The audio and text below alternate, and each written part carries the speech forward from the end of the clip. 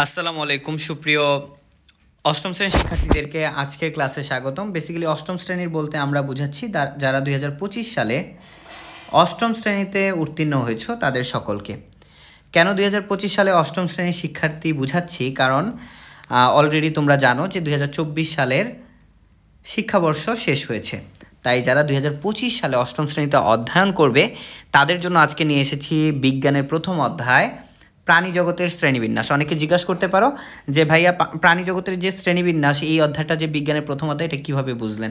সেটা হচ্ছে, যেহেতু তোমাদেরকে বলা হয়েছে যে 2012 সালের কারিকুলামের পরিমার্জিত বুক, যেটা লাস্ট পরিমার্জিত হয়েছে 2023 সালে, সেই বইয়ের আলোকে আমরা পড়াশোনা করব। বিজ্ঞানের পরিবর্তন হওয়ার চান্স খুবই কম, তাই আমরা বিজ্ঞানটা দিয়েই শুরু করলাম এবং এইটাই তোমাদের হওয়ার কথা, এই বইগুলোই তোমাদের হওয়ার কথা 99%। সো ডিয়ার স্টুডেন্টস, আর কথা না বাড়িয়ে চলো আমরা মূলত ক্লাসটি স্টার্ট করি। এখন আমরা দেখব যে প্রাণী জগতের শ্রেণীবিন্যাস, প্রত্যেকটা লাইন টু লাইন আমরা পড়ার চেষ্টা করব। পৃথিবীতে অসংখ্য বিচিত্র ছোট বড় প্রাণী বাস করে। কি বাস করে? প্রাণী। যেহেতু আমরা প্রাণী জগতের শ্রেণীবিন্যাস নিয়ে কথা বলবো, তাই আমরা এখানে প্রাণীর কথা বলতেছি। আর যারা যারা রানার্স টিচিং আমি প্রথম এসেছো, তারা অবশ্যই চ্যানেলটিকে সাবস্ক্রাইব করে পাশে থাকা বেল আইকনটি বাজিয়ে দেবে। এদের মধ্যে রয়েছে নানা রকম মিল অমিল, এই প্রাণীদের মধ্যে নানা রকম মিল অমিল রয়েছে। এই বৈচিত্র্যময় প্রাণীকুলের রয়েছে আণুবীক্ষণিক প্রাণী, অ্যামিবা থেকে শুরু করে বিশাল আকৃতির তিমি। অর্থাৎ বুঝাইতে চাইতেছে অ্যামিবা থেকে শুরু করে তিমি আছে, অর্থাৎ এককোষী প্রাণীও আছে যেগুলোকে অণুবীক্ষণ যন্ত্র ছাড়া দেখা যায় না, সেরকম বিশাল আকৃতির তিমি রয়েছে যেটা আমরা সবাই খালি চোখেই দেখতে পারি। প্রাণীর বিভিন্নতা নির্ভর করে পরিবেশের বিভিন্নতার উপর বা বৈচিত্র্যতার উপর। তাহলে প্রাণীর বিভিন্নতা কিসের উপর নির্ভর করে? পরিবেশের বৈচিত্র্যতার উপর। বুঝাইতে পারলাম? পরিবেশের বৈচিত্র্যতার উপর। এবার বলছে ভিন্ন ভিন্ন পরিবেশ ও বাসস্থান প্রাণী বৈচিত্র্য ভিন্ন রকমের হয়। বিশাল এই প্রাণী জগৎ সম্পর্কে জানা অত্যন্ত কষ্টসাধ্য। সো এরপরে কি বলছে দেখো, সহজে সুশৃঙ্খলভাবে বিশাল প্রাণী জগৎকে জানার জন্য এর বিন্যস্তকরণ প্রয়োজন। কি করা প্রয়োজন? বিন্যস্ত করার প্রয়োজন। ঠিক আছে? সো আমরা মনে রাখবো যে বিশাল এই প্রাণী জগৎ সম্পর্কে জানার জন্য আমাদের বিন্যস্ত করা প্রয়োজন। আর এই বিন্যস্ত করার পদ্ধতিকে শ্রেণীবিন্যাস বলে। শ্রেণীবিন্যাস জীবজগৎকে জানার জন্য সহজ পথ করে দিয়েছে শ্রেণীবিন্যাস আর কি। এবার দেখো আমরা পার্ট 1 থেকে আলোচনা করব। পার্ট 1-এর নাম তোমরা দেখতে পাচ্ছ যে প্রাণী জগতের শ্রেণীবিন্যাস। সো এখানে বলছে তোমরা তোমাদের চারপাশে ছোট বড় নানা বৈচিত্র্যপূর্ণ প্রাণী দেখতে পাও। তোমাদের ষষ্ঠ শ্রেণীতে অর্জিত জ্ঞানের ভিত্তিতে প্রাণীজগৎ সম্পর্কে নিচের প্রশ্নগুলোর উত্তর দেওয়ার চেষ্টা করো। তোমার দেখা প্রাণীগুলো দেখতে কি একই রকম? এদের সবগুলো কি মেরুদণ্ড আছে? এরা সবাই কি একই পরিবেশে বাস করে? এরা সবাই কি একই রকম খাবার খায়? এরা কি চলাফেরা করে? এইটা ছিল আমাদের প্রশ্ন। সো প্রশ্নের উত্তরগুলো হচ্ছে কি? প্রশ্ন উত্তরগুলো হচ্ছে, এবার তুমি নিচের উত্তরগুলোর সাথে তোমার চিন্তা মিলিয়ে নাও। আমাদের চারপাশে আমরা যে প্রাণীগুলোকে দেখি তার সবগুলো দেখতে একই রকম হয় না। এদের দেহের আকৃতি, গঠন ও অন্যান্য জৈবিক কার্যক্রমের প্রকৃতিও ভিন্ন। এদের কোনোটির মেরুদণ্ড আছে আমরা জানি, আবার কোনোটির মেরুদণ্ড নেই। এদের কোনোটি মাটিতে, কোনোটি পানিতে, কোনোটি গাছে বাস করে। এদের খাদ্য বিভিন্ন প্রকারের হয়। এরা বিভিন্ন অঙ্গ যেমন সিলিকা, পা, উপাঙ্গ ইত্যাদি দিয়ে চলাফেরা করে। আবার কোনোটির চলন শক্তিই নেই। জীবজগতে এরকম বৈচিত্র্যপূর্ণ প্রাণীর সংখ্যা আমাদের সঠিক জানা নেই।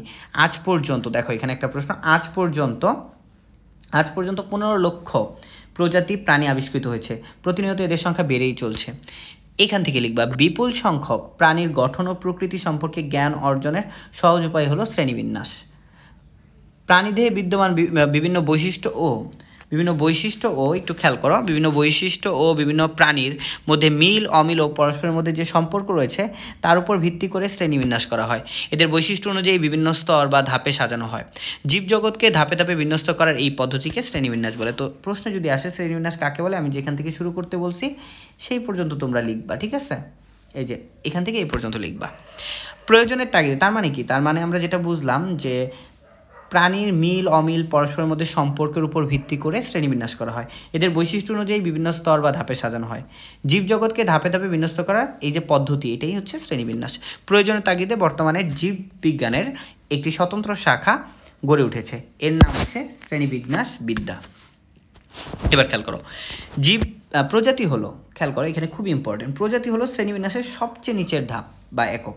প্রজাতিটা হলো শ্রেণীবিন্যাসের সবচেয়ে নিচের ধাপ বা একক। যেমন মানুষ, কোনো ব্যাঙ, কবুতর ইত্যাদি এক একটি প্রজাতি।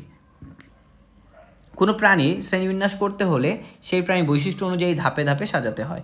এই সকল ধাপের প্রত্যেকটি যথাযথভাবে বিন্যস্ত করতে হয়, মানে ধাপে ধাপে সাজাতে হয় এবং সেটা যথাযথভাবে বিন্যস্ত করতে হয়। এবার আসো আমরা একটু খেয়াল করি।